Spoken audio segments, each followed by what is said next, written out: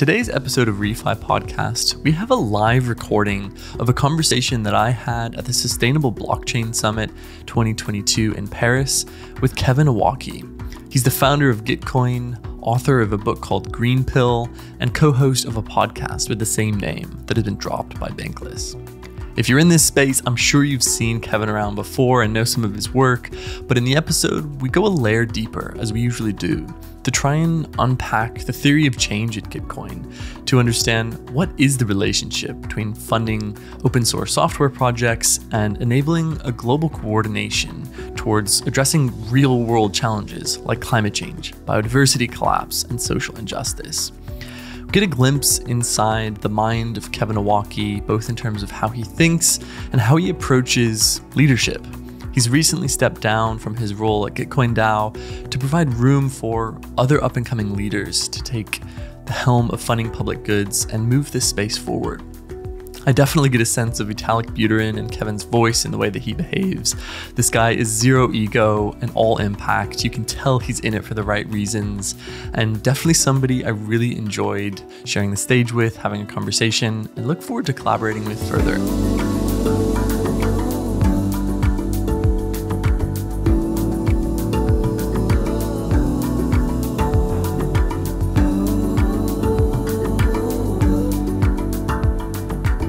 Thank you so much to everybody at SBS. Alan, you guys inviting us up here. It's been a great chance. And yeah, I just love getting together with a bunch of regens and seeing what other people are building in this space.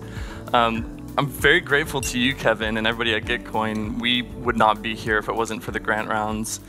And I'm just curious to step back and look at the story a little bit. I remember when I first found quadratic funding as a concept, it was like a major unlock for me. When did the concept first come to mind? I know it was actually Vitalik who coined it, but how did you come interaction with the concept of quadratic funding? Yeah, so Gitcoin was founded in 2017, took some of the money I made in the bull market back then and built a brand, got it funded by Joe Lubin, and at the time we were like a bounties network, which was basically like if you do X, you will get Y coins. But our mission has always been to grow and support open source software, and it has later evolved to expand into all digital public goods. And in 2018, we were just kind of throwing spaghetti at the wall. We had an ad network, we had a bounties platform, we had NFTs, we actually had a labs and research group that was led by Austin Griffith. And we launched Gitcoin Grants in January 2019. And at the time, the big idea was to have a subscription service where you could subscribe to your favorite open source projects, and the Netflix model where you just give them $9.99 a month, and then over time they have a stable base of support. And we launched it, and it was just like crickets. The initial Gitcoin Grants launch didn't have a lot of traction, and at the time, Vitalik and Glenn had just come up with this idea of capital-constrained global radicalism, which is now colloquially called quadratic funding.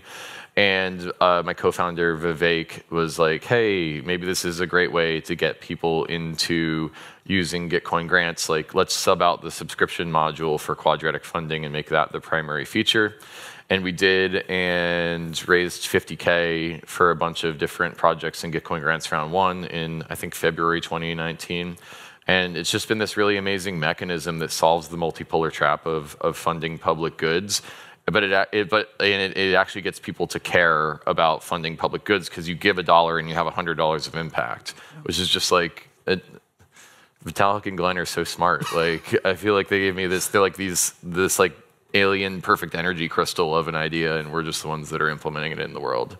So yeah, I'm just most proud that our mission has always been grow and sustain open source, and then we've just been tactically very malleable in how we do it, and that's what allowed us to find quadratic funding. If we hadn't done that, then we'd just be like a bounty network, and I don't think we would have had as much of an impact as we have.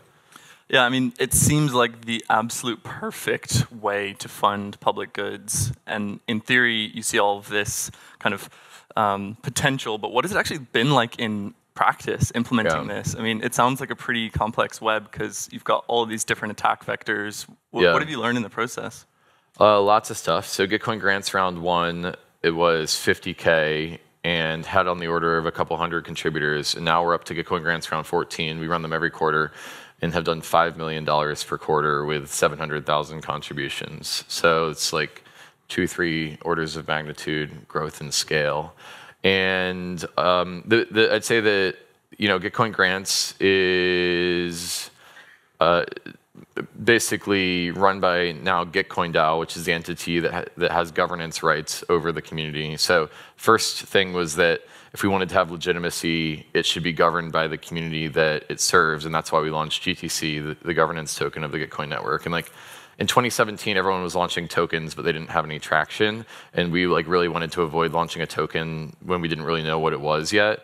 And so we had, but in 2021, when we launched Gitcoin DAO, we have governance problems coming out of the years. And so that's why the genesis of GTC, the governance token of the network. And so just operating the rounds is just you got to have a playbook for that. You got to enable grant owners to be successful in marketing their grant to their community. And that's in sum how you make Gitcoin grants successful.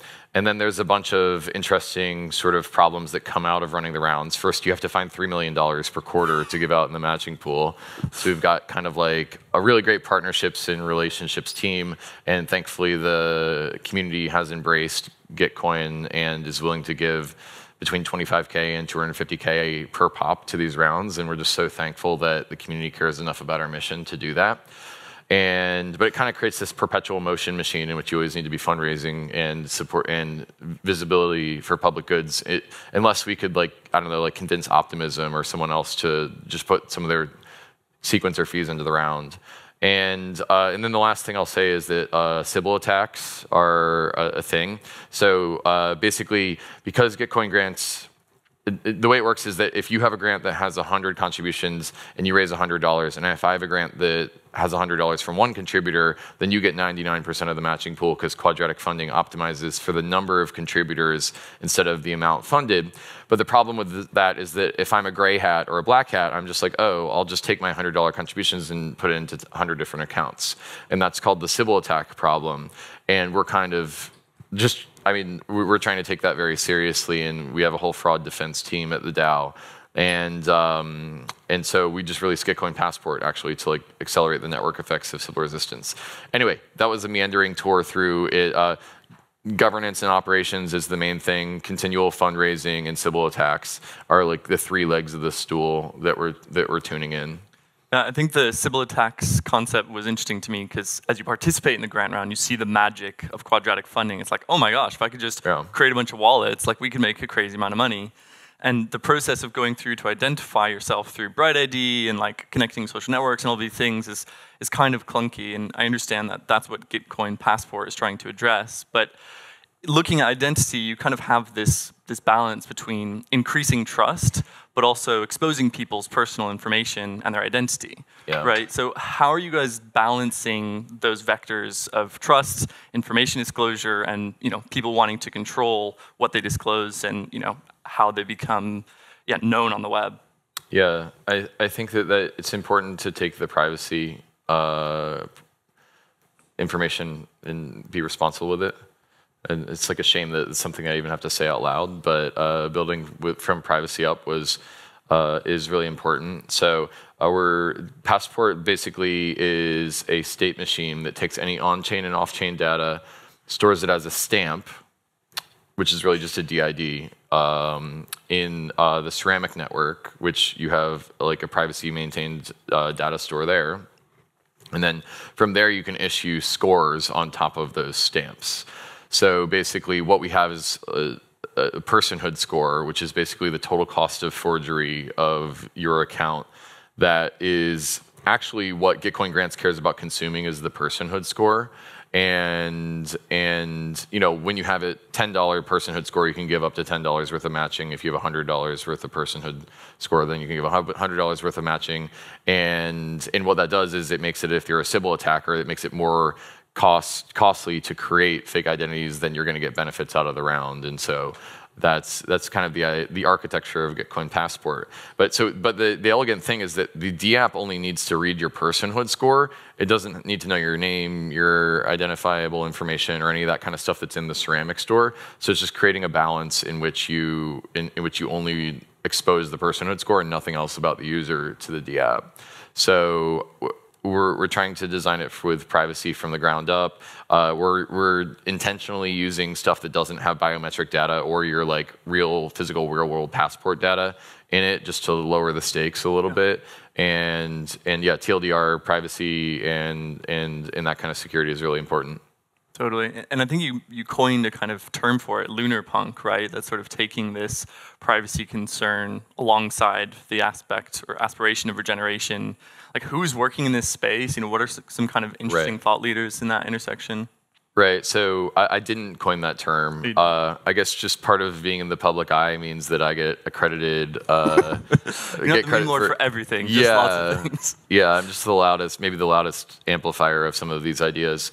So basically, the idea of Lunar Punk is in this space. I would argue that we have two very strong value systems. The first is the cypherpunks. If you read the cypherpunk manifesto, you'll see strong themes around privacy and sovereignty. And the Declaration of Independence of Cyberspace is kind of like the canonical text that I would recommend that people read for cypherpunk. And then on the other end of the spectrum, well, actually doing this is good, right? Like right to left. Okay, so cypherpunk is on the right end of the spectrum. Left is solarpunk, which is more about sustainability, regeneration. I would argue that this event is a very solarpunk event. It evokes this idea of a world in which we solved our contemporary problems with climate change and multipolar traps and stuff like that. And the intersection of the two is Lunar Punk. So you've got this privacy and sovereignty of cyberpunk, and then you've got the public good supporting of solarpunk. And Lunar Punk is the intersection of those things. And so solarpunk is very sunny and very bright and optimistic, and everything's out in public. But Lunar Punk is like supporting your community under the cover of darkness. It's kind of like a glow around a campfire is the motif that it recommends. And Stephen Reed has been doing a lot of great work on writing about Lunar Punk. Lunar Punk Dorati on Twitter. I actually only know these people really from Twitter, and so you know there's people who are creating imaginations about these different themes out there, and then there's also people who are working on privacy and cryptography and public goods, and I think that over the next years we'll see it all kind of swirl together into hopefully more and more stuff that respects both value sets. Oh, and there's also someone on Twitter who's been writing about TerraPunk, which is a fork of solarpunk that's more high human and more a recognition of basically masses of humanity and how they're going to survive in this more sustainable world. And so there's just a lot of kind of intellectual dialogue about these different value systems, and for some reason they all have the appendance of punk. So I don't know. I'm 37. I'm past my punk stage in my life, but that's what the dialogue is. Man, I love you making sense of it for me, because I'm pretty new to the space, and I came into this seeing all these punks, crypto punks, solar punks, lunar punks, and I'm like, I'm not sure where I fit into this, but I love it. Yeah. This is definitely my home. And totally. I'm really encouraged to see you lean so heavily into this concept of regeneration. I know you did some time over December and January working on Green Pill. What was the real catalyst to take time out of your life, you know, with everything else going on, to write the book? Was there anything that happened in your personal life or anything in your professional context that was like, okay, I've got to put my head down and write about this? Totally. So this is what I do now, is I just hold up books on stage and say, buy this. Or get it for free if you've got any extra copies. I've actually been giving out more for free than I've been selling, but I bought one. It's cool. Yeah, it's fine. It's because it's not about the revenue. It's really about the propagation of the ideas. Which, by the way, the book is like a mile wide and an inch deep, and it's because we're really standing on the shoulders of giants. All these people have come up with amazing ideas around prisoner's dilemma, game theory, economics, spiral dynamics, 8 forms of capital is Gregory Lando's idea, which I don't know if I see him in the audience, but it's TLDR. It's not really my ideas. It's like an aggregation of everyone else's ideas and put it in a mimetic capsule that anyone can consume.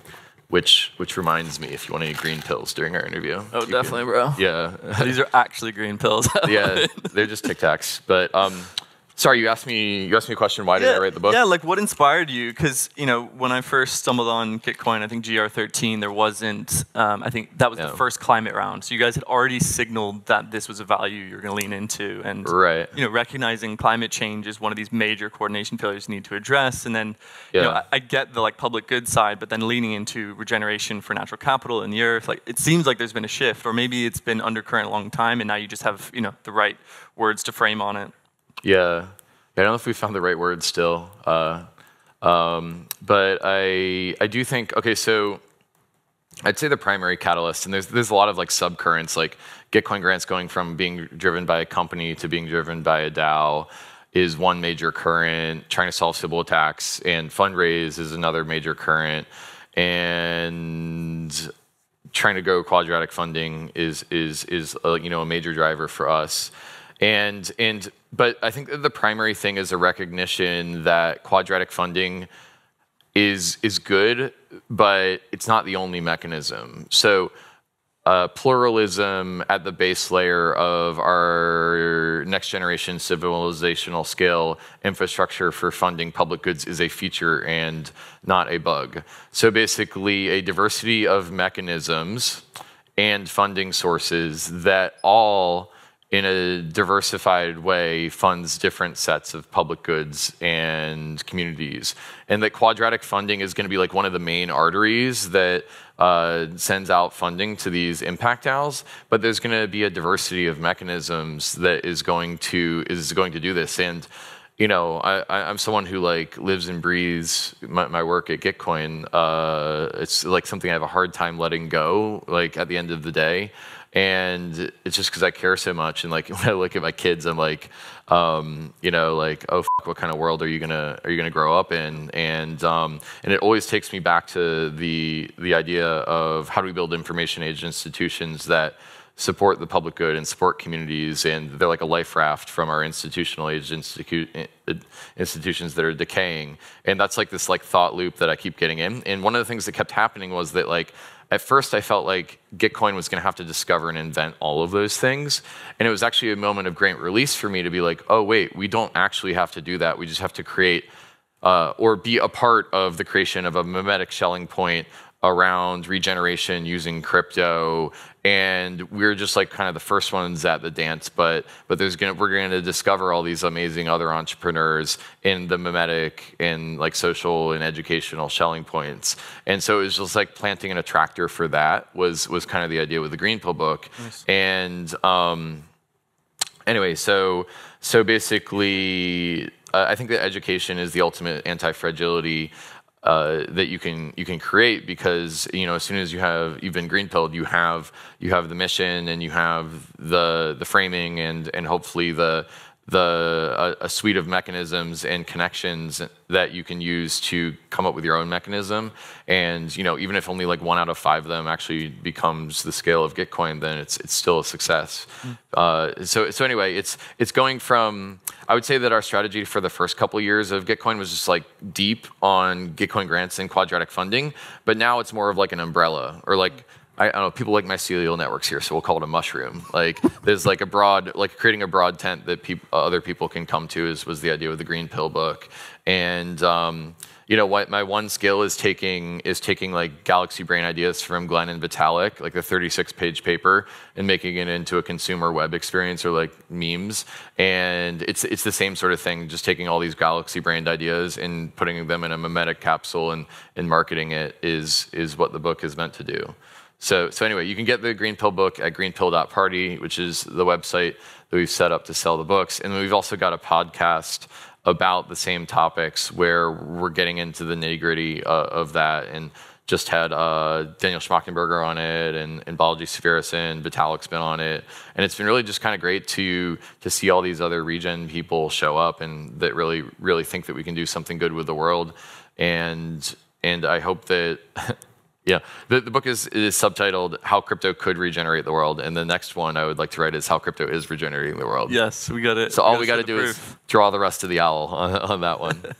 Nice. It's been awesome to see, and I think one of the ideas that was a little bit unclear for me that hopefully you can crystallize is what is the relationship between funding open source software as a public good and actual on the ground regeneration? Because I see that you see there's a correlation here, but I'm kind of missing what the relationship is.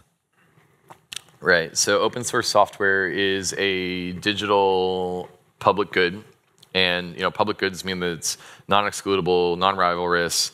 And the idea there is that if you fork an open source repository, that doesn't stop me from forking it non-excludable, non-rivalrous good, as opposed to like something that we get on Amazon, which is, if you buy it, then that's one less inventory that I could buy.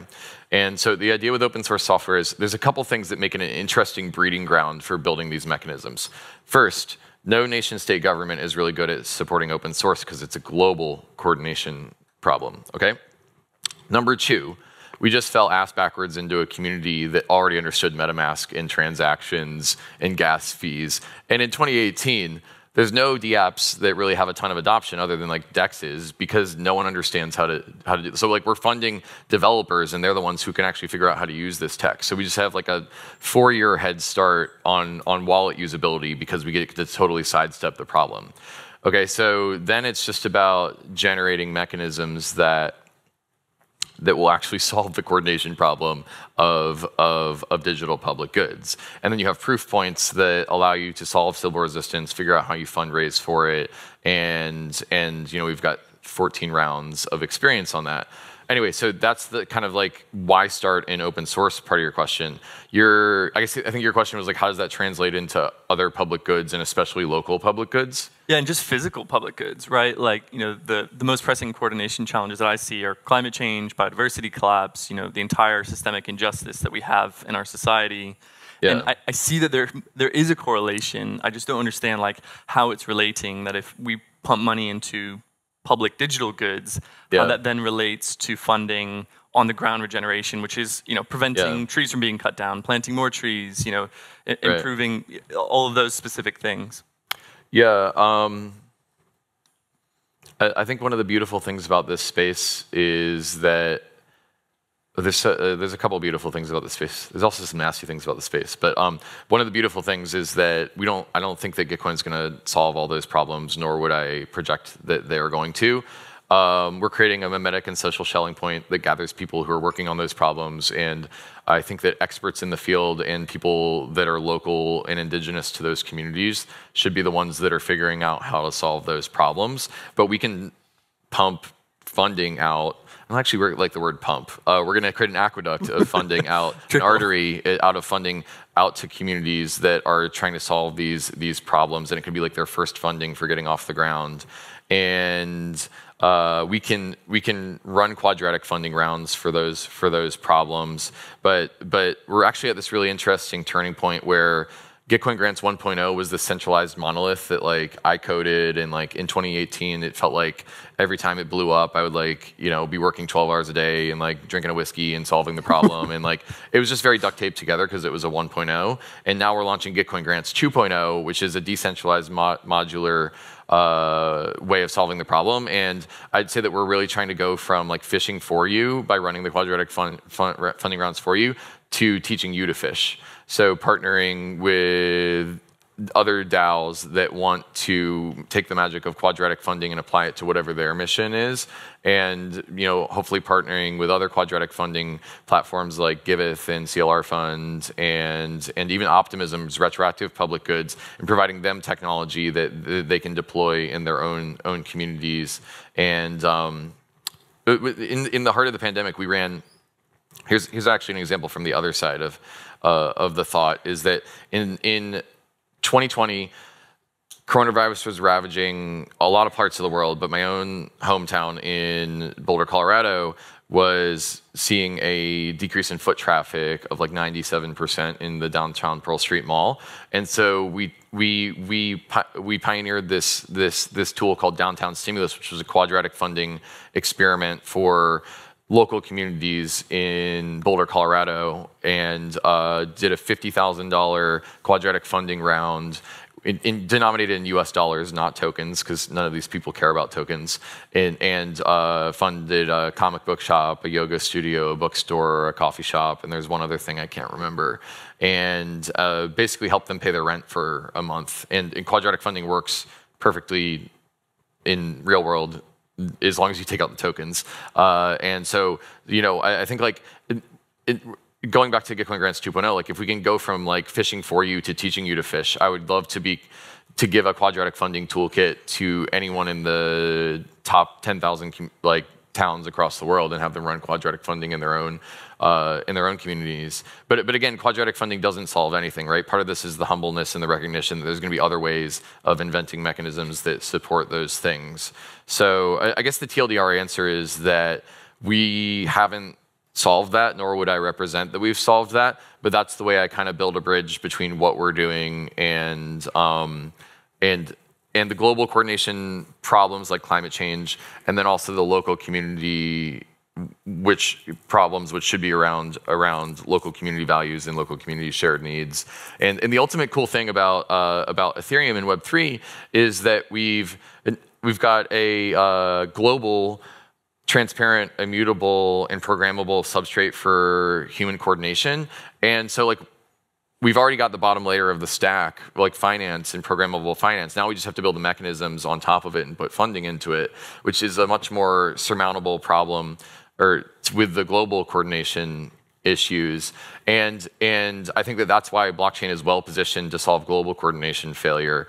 And then with local communities, actually this is a really important thing that I've like just really been humbled by a lot recently, is like the local communities, it should be local communities deciding what their shared needs are and pursuing those, like finding coordination mechanisms to get their shared needs.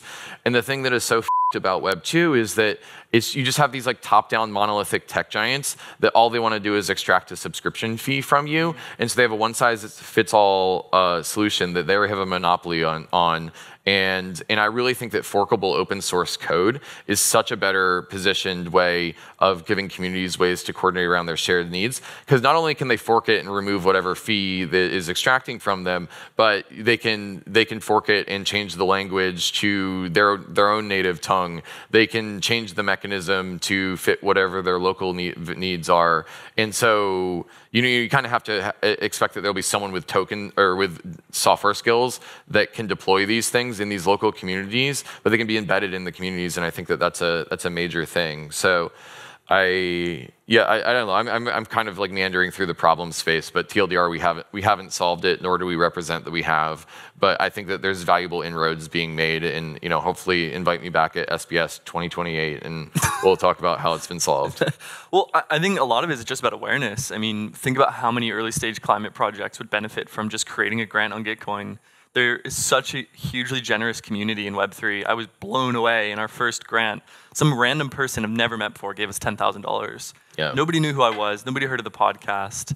And Momus.eth, uploaded a file to IPFS with this kind of manifesto and said, here's $10,000. Wow. Gave a huge amount of money to a bunch of these climate rounds. And it just shows that actually the values in Web3 are deeply aligned with the way that we need to coordinate to address climate change. Yeah. Because I think there's this kind of new identity that's emerging that supersedes the nation state. And it's not like people in Web3 come around touting their national flags. It's like, actually, we're a part of something new.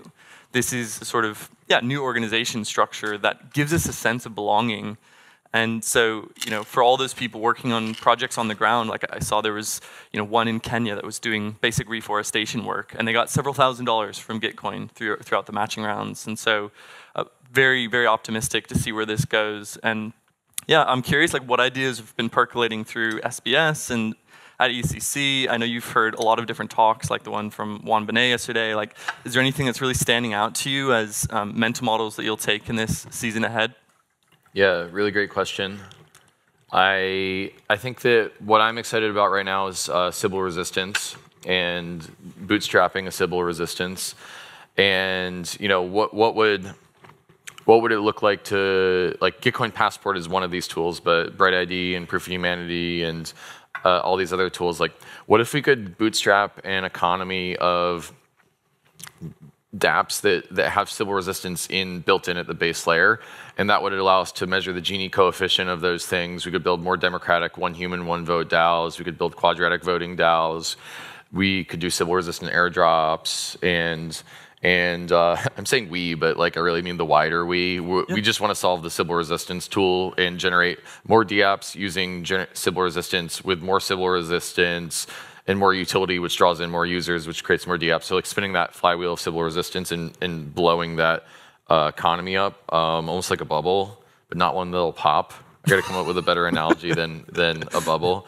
But like that economy, the Sybil resistant democratic DAO economy is like a big thing for me. And like, by the way, if Web3 is ever going to go mainstream, it needs to move from just like money games on top of money games, decentralized casinos, which by definition you need to have capital to participate in. Yep.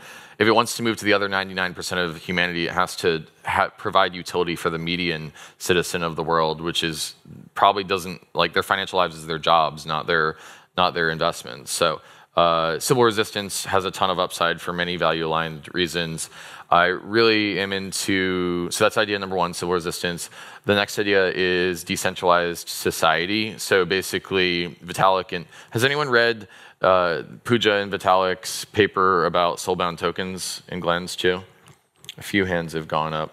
Okay, cool. So basically creating a network of attestations in which I can say, I could issue a verifiable credential or a soulbound token to you that says, hey, John's really good at hosting podcasts, and also he's been green-pilled. And so basically what that is there's the issuing entity for the verifiable credential, there's who it's pointed at, and then there's the verifiable credential, and then storing that on a decentralized network like Ceramic or on Ethereum, depending on what your values are around privacy. And then the total sum of the networked credentials that have been issued in the plurality of what I just issued to you, and then also POAPs, and then also who's contributed to what Gitcoin grants rounds, and what DeFi projects have you created. You start to bootstrap what looks like a directed graph of identity, and that's really cool because it can be used to allow us to build all sorts of stuff that is just tailor-made to people in specific sets of intersectional identities. So basically, I think that there's a lot of neat stuff that'll come from that data layer, and just the broader idea of decentralized society is really cool to me. So Sybil resistance, decentralized society. I'm really excited about impact certificates is the third one. So basically, the idea here is that there's 100 different impact DAOs in the Ethereum space, which by the way, like immediately after I wrote the Green Pill book, the first podcast that I was on asking about it, they were like, okay, Kevin, cool theory, crypto can regenerate the world, but is anyone actually doing it? I was like, I'm gonna have to write another book, like listing out all of the other projects that are doing it. So we wrote this impact DAO book and found 100 different impact DAOs that are actually doing it, are actually creating positive externalities for the world. And one of the problems that I see now that we've created the category of impact DAOs, we've defined a category. You know, there's like literally like an infographic you can share on Twitter that's the impact DAO map.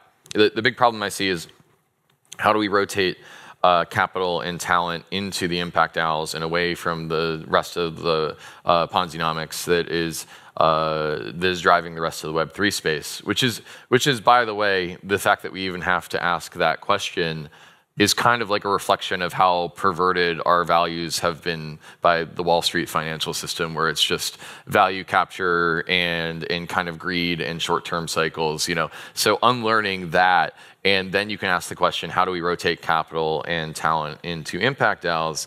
And so that's my kind of starting place, and there's going to be a diversity of things that are going to do it. Gitcoin Grants is already doing it, and so is Giveth, and so is CLR Fund, and so is retroactive public goods funding. But what is the next tranche of capital after you get out of just getting grants if you're an impact DAO?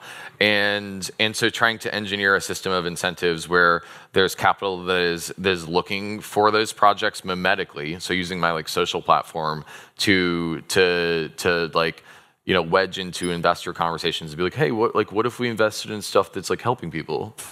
And so there's like the social layer, and then at the technology layer, I see this is why I'm excited about impact certificates. So basically, everyone's familiar with carbon credits, where you can say I've removed 10 tons of carbon from the atmosphere by holding and purchasing this carbon credit. But then if you blow up carbon credits into any dimension of impact, you can start thinking about how do I take 10 people out of poverty? How do I fund this open source ecosystem for a year? How do I negate the biodiversity loss in this local area? And then you can issue impact certificates, which are kind of just carbon credits, but on a generalized vector of impact. So they can be impact on a social, intellectual, living material vector, spiritual.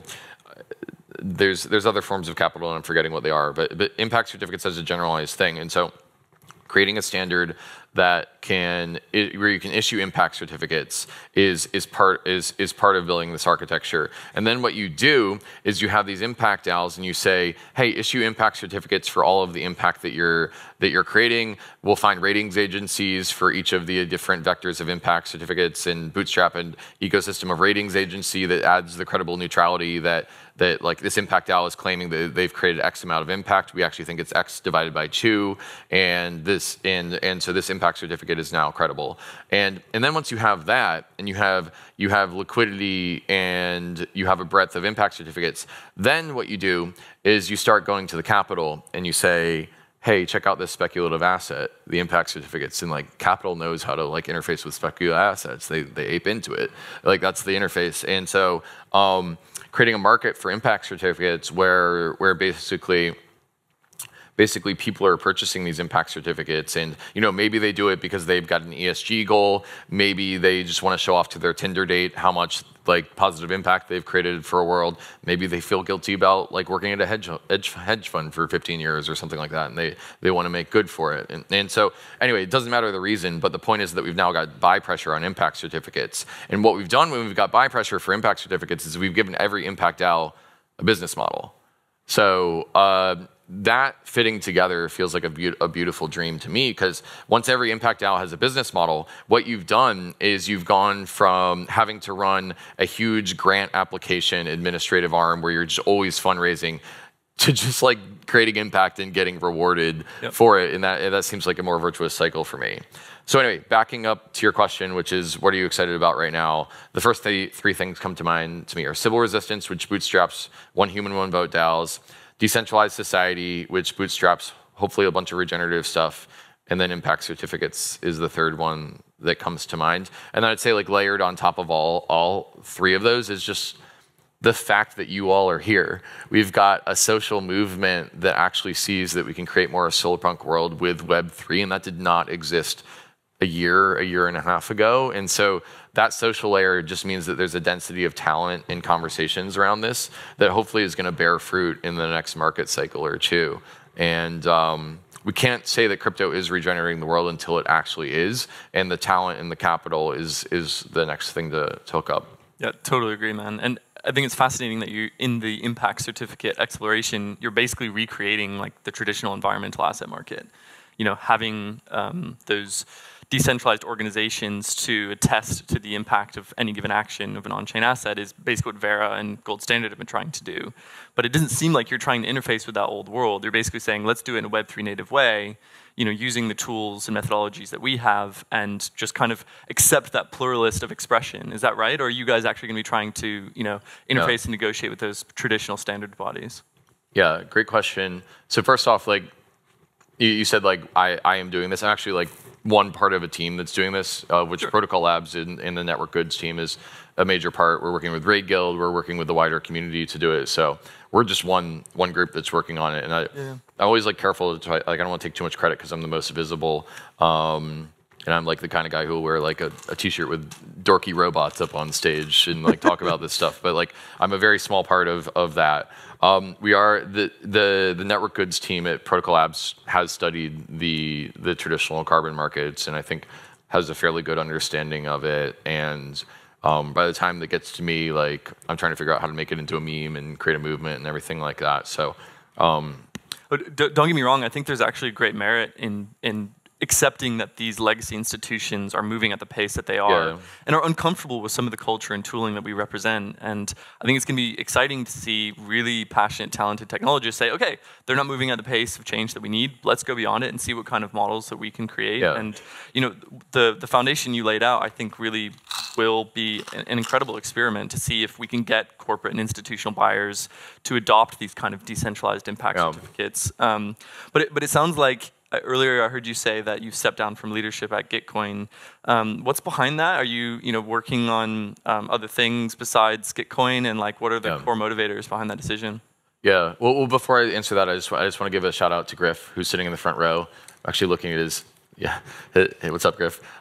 He's been really the progenitor of this idea that like, hey, governments exist to provide public goods, and they're spending $25 trillion on public goods, and governments, NGOs, nonprofits, and what would it look like to turn some of that capital into Web3? And I think that, we can talk about how Web3 could be good for the world ad nauseum, but like when we actually have that verifiable impact, I think that that's when you can go to a local government or an NGO or the federal government and say, hey, put some money into impact DAOs, and that capital rotation, I think there's a lot of upside there for that. So I just wanted to connect the idea that $25 trillion prize, which is 25x the crypto market cap, is possibly available. Even like 1% of that is a lot of money. So anyway, you asked me about stepping down from leadership of Gitcoin DAO. Is that right? Yeah. What was the motivator, and what are you doing? Yeah. So we launched Gitcoin DAO because of this idea from political theory that the consent of the governed is the only legitimate basis for governance of systems. And Gitcoin, basically, like if we're going to try to be a pillar of the Ethereum ecosystem and eventually of the world and how it distributes public goods, can only be legitimate if it has the consent of the governed. And that's why we launched the DAO, to pay down our centralization debt and our governance debt.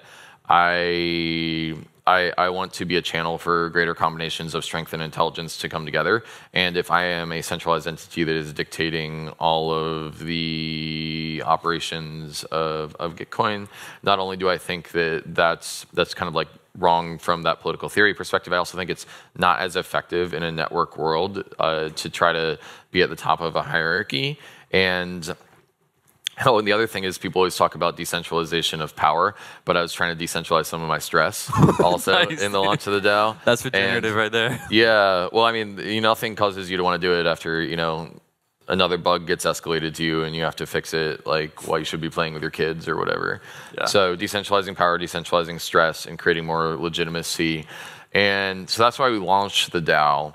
And then we kind of had this hybrid structure where Holdings had some operations, but Holdings is the company that I founded that was involved in the launch of the DAO.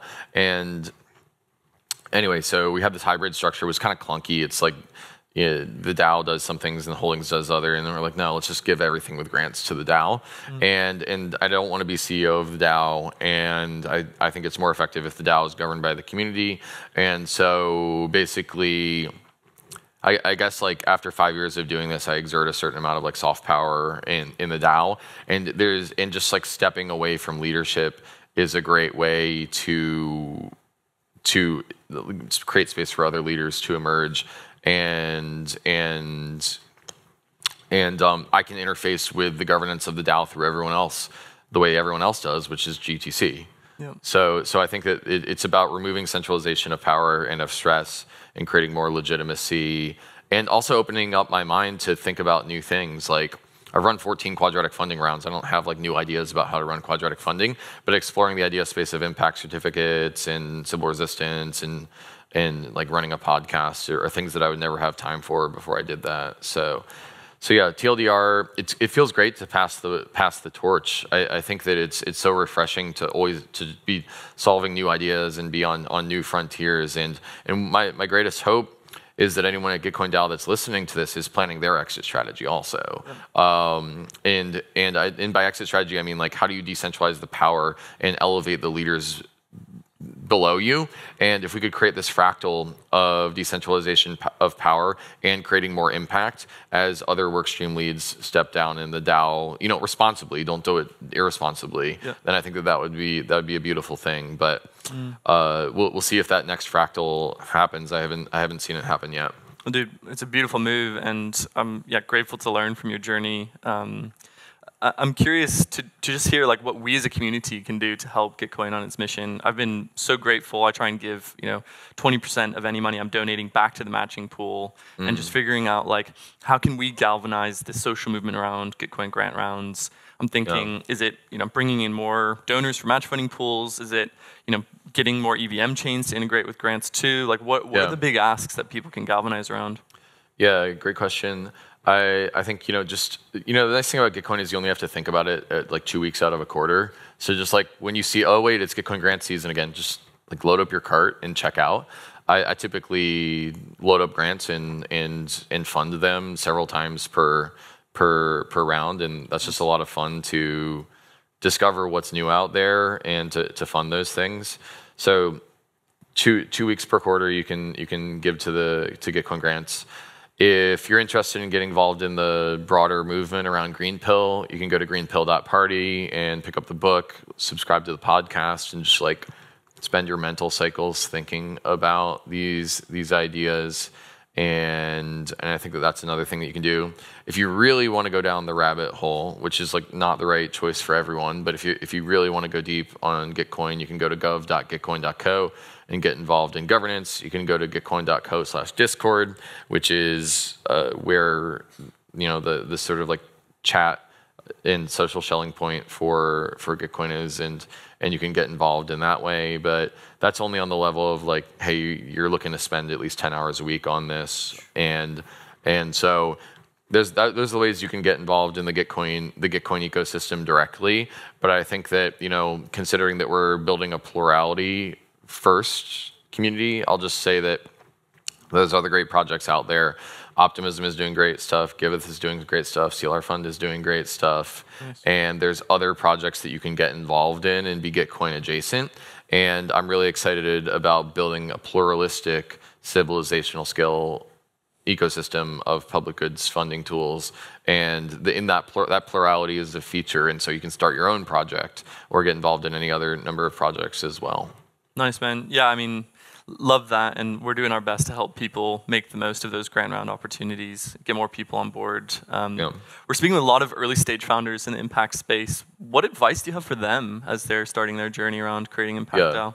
Yeah. Oh, one more ask to your last question is that we're still trying to find a sustainable way to fund the matching pool. So if you have any connections with recurring, legitimate, and scalable funding for the matching pool, would love to talk to you.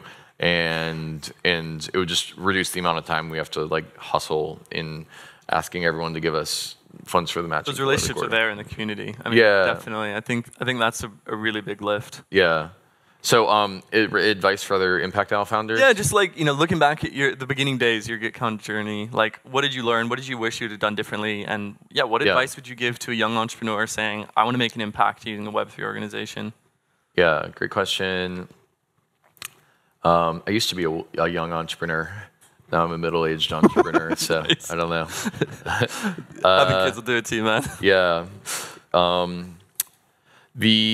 So I mean, I'm a software engineer by training, and I really think that the way that you build credibility in this space is not to talk about your ideas, but it's to build. Show, don't tell is a huge one for me.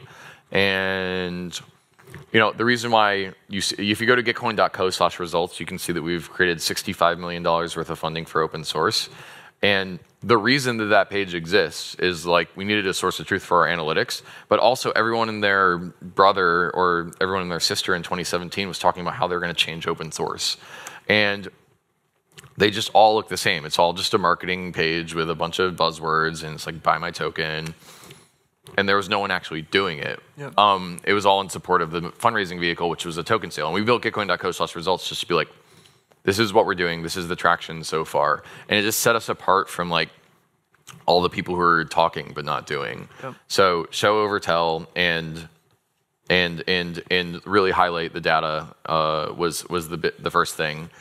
I guess the second thing is that you all might not know that. Like, so eventually we'll live in this world in which it'll be this beautiful utopian world in which impact DAOs will just be rewarded for the impact that they create via impact certificates, and you'll just like take a n number of carbon out of the tons of carbon out of the atmosphere, and you'll get n times x number of tokens for doing that, and it'll be a beautiful utopia. Like, you just focus on your mission. It's nice. We'll eventually get there, But until then, you need to find a way to get revenue so that you can pay salaries, so that you can build talent into there. And one of the things that I think that, like, in retrospect, when I look back at Gitcoin, is we have Gitcoin Grants, which is this charitable arm of Gitcoin. But the way we survived the bear market was by running hackathons. So basically, we have, like, marketing departments know how to pay for a virtual hackathon sponsorship. And we do like 100 to 200K a month in revenue of just selling virtual hackathons. By the way, sign up for the Sustainable Blockchain Summit hackathon on Gitcoin, everyone. And but the point is that Gitcoin Grants creates the brand halo. Like, Vitalik tweets about us because of Gitcoin Grants, and then that brand halo creates developers and marketing departments that want to get involved in Gitcoin, so we sell them hackathons. And then that revenue supports the people who are building on Gitcoin Grants. And so the toggle between creating revenue and creating impact is something that we're going to have to do until someone solves the problem of you just get revenue for impact. And so whatever your impact DAO is, like, find a way to support yourself. And I am a big fan of pragmatism and not dogmatism.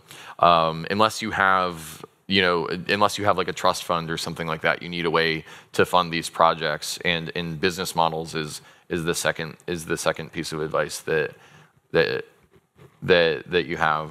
And the third thing is that you're going to be in an idea maze for years, weeks, months, years. There's going to be things that you'll just have to kick the can on, and the idea maze is really fun but really stressful. The idea maze is when you're trying to figure out the final form of what your project is going to be, but you have the immediate constraints of the near-term deadlines, and that's the hustle. That is the struggle of impact DAOs, and you got to take a break and you got to rest yourself. I'm 5 years into Gitcoin. It's a marathon, not a sprint at this point.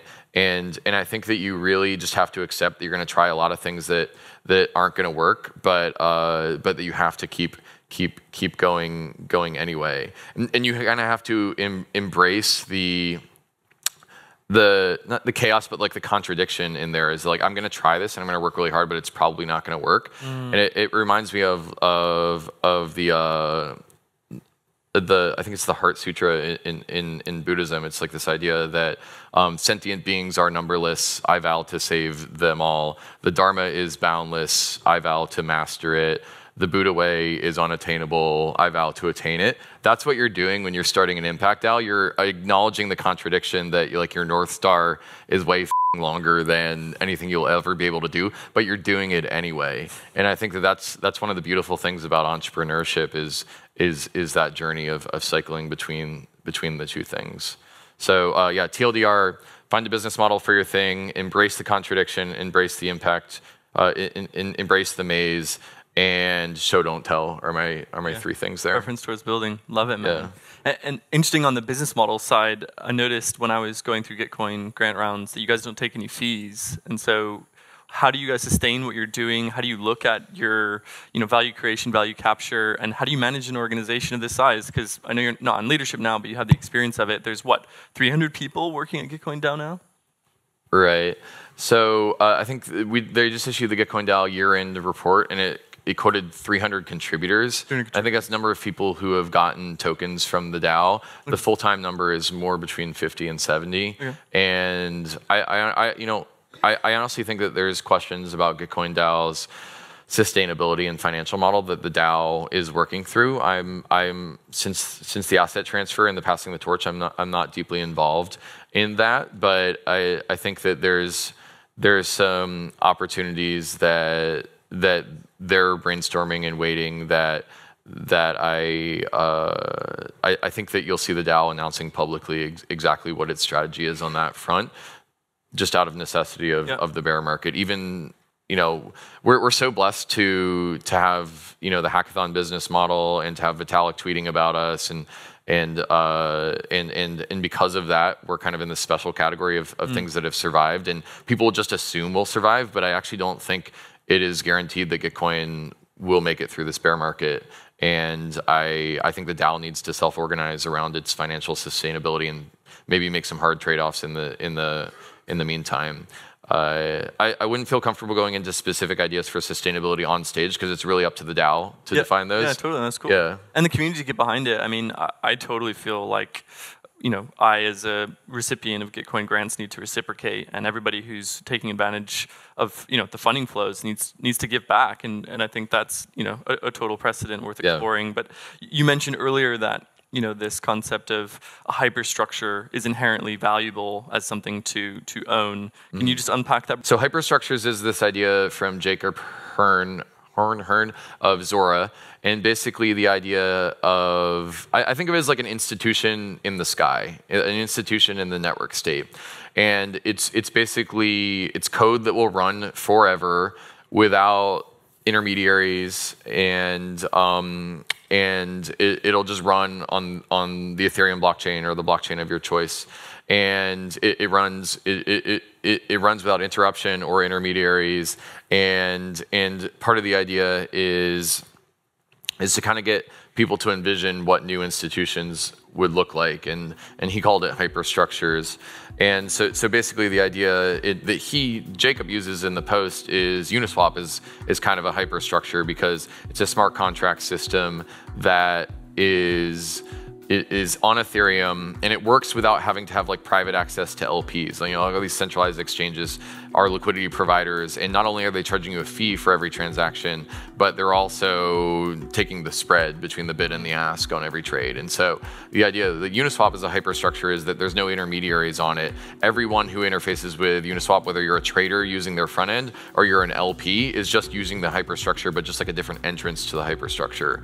And so that's an example of an institution in the cloud and in the network state. And I think that one of the Jacob's suppositions is that hyperstructures can be extremely valuable to own and to govern, but they don't ever really have to make any revenue. That was kind of like the radical thought of a hyperstructure, is that you can kind of have a governance token that has the right to turn on a fee switch, but it never has to actually turn on the fee switch to have value to the system. And it's something that I would like to believe. I think we'll see it play out, whether or not the threat of a fee, but it never turned on, like exactly how that works. But it was an attractive idea to me, because I like the idea that you don't need to extract from your users in order to provide value to them, and then still people who've provided capital to the project can get rewarded because it's still valuable. And I also like the idea of an institution in the network state on Ethereum, because it just feels, I'm in the United States, and this might be specific to my area, but it just feels like we're all losing trust in these industrial age institutions, and we need new information age institutions that we can rely on. And hyperstructures it's kind of landed there for me. I don't actually remember. What was the question you asked me about hyperstructures? Well, yeah, just to unpack the concept, and so you can kind of see it as it relates to Gitcoin DAO and the model of Gitcoin. Yeah. But I think it's just, these ideas are radical, and they change the way that people approach building software for impact. And I think that was a good articulation. So something that's public good that provides a value or service and is valuable because it creates valuable for its users, even though it doesn't capture the value in that, right? Yeah. So that's like the base idea, but let me run with it a little bit more now that you just reminded me what we were talking about. So a hyperstructure that builds and supports other hyperstructures, I think, is like one way of framing where Gitcoin could ultimately be. And by the way, we'll see if the hyperstructure idea even plays out. All models are wrong, some are useful. Maybe hyperstructures is in both categories, maybe it's not. So a hyperstructure that exports public goods coordination software to the world, and it's also a hyperstructure that builds and supports other hyperstructures. So basically it's like the first capital and the first place at which you get talent as you're building your own hyperstructure. And I think that that's kind of a beautiful articulation of what Gitcoin could become. But again, it's up to the DAO to decide if that's what it's going to become. And I kind of like this idea of being a public good that is the generator function for other public goods. In math and computer science, generator functions are just like a function that returns another function. And so what would have to be true for Gitcoin to ingest capital from the matching providers, run it through this quadratic funding engine, and then it spits out funding for other coordination mechanisms. And so that's kind of one of the beautiful dreams that I've been dreaming, but it's too complicated to explain in like a tweet or something, so it doesn't get out there much. Thanks. I guess we had an hour here, so thanks for pulling it out of me. No, it's great, man. Thanks.